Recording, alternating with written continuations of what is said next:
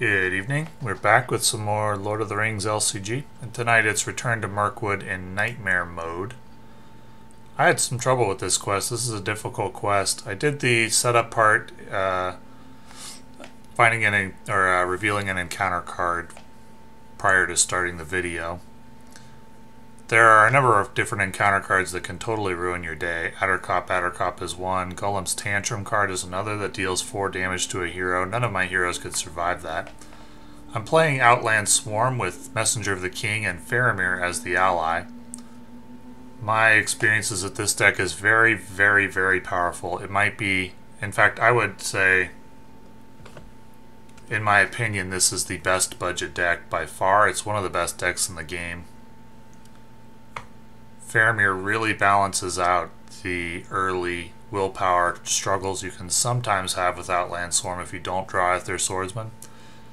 You don't get the resources that Leadership Denethor provides or his additional defense, but the willpower Faramir provides is invaluable, and I really like this version of the deck. So we get off to a start with no Steward of Gondor, but I am able to get out an Ethir Swordsman and a Knight of the Swan, and the first encounter card is pretty innocuous with just a location. Compared to some of the things that can happen, that's not bad at all. The Errand-rider actually did some work in this quest. I'm able to play both the Ethir Swordsman and the Warrior of Lossarnach, thanks to moving a resource over from Erestor. I have to exhaust Erestor at the beginning of every quest phase because of Return to Mirkwood's Nightmare difficulty. I either have to do that or reveal the topmost Treachery from the discard pile, and currently there isn't one, so I have no other choice. But I do make enough progress to clear the quest on round 2. Forgot to increase the threat for Golem at the end of round 1, but I figured that out eventually. Right now, in fact. The threat goes up by 3 every round. That is a heavy burden on a solo player. This quest is really not balanced well for Nightmare mode. Or for solo mode, I mean. So I move a resource over to Hirluin, and then I can play Gaining Strength on him. Get another Errand-rider into play. Don't need to quest for much this phase, just need 3 progress to move on.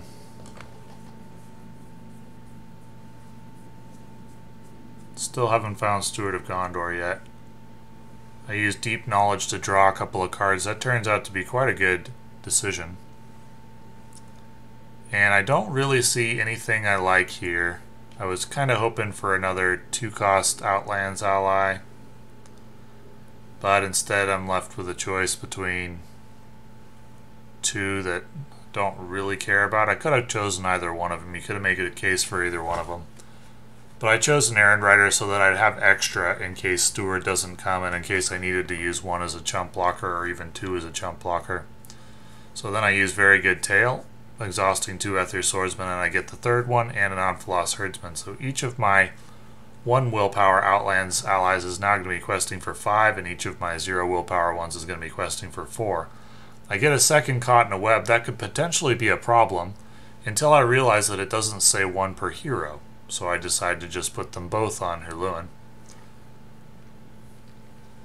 The player with the highest threat level attaches this card to one of his heroes.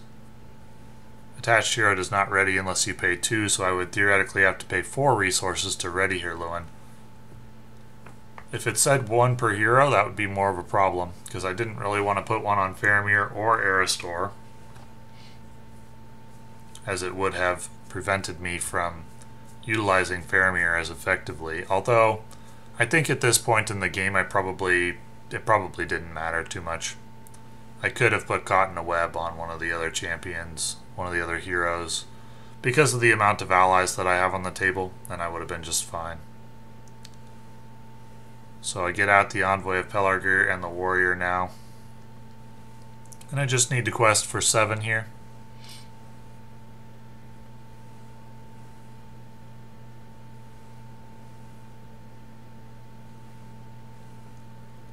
So I had plenty of extra willpower if I needed to And Golem's Bite would have killed one of my heroes if it wasn't for Anfalas Herdsman buffing Hirluin by 1 HP. But I easily make enough progress to advance to phase 4. And I need to go find Addercop.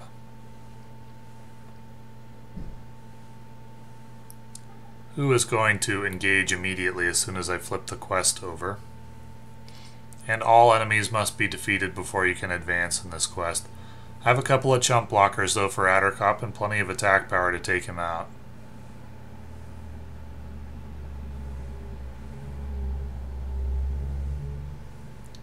I've got 2 extra. So I make, let's see, 3, 6, 7, 8, 9, 10 damage there. So I had an additional 6 on deck. I find Steward now that it's irrelevant.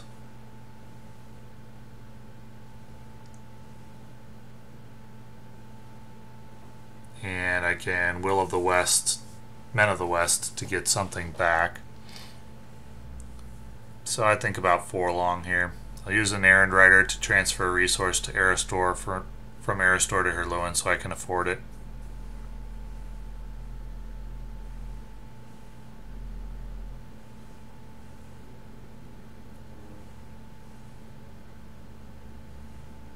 It's superfluous. Just need to make 2 progress and not have any enemies on the table. No problem. Just going to exhaust the character. I make 8 progress, but I can't end the quest yet until I dispatch this spider, which will be no problem.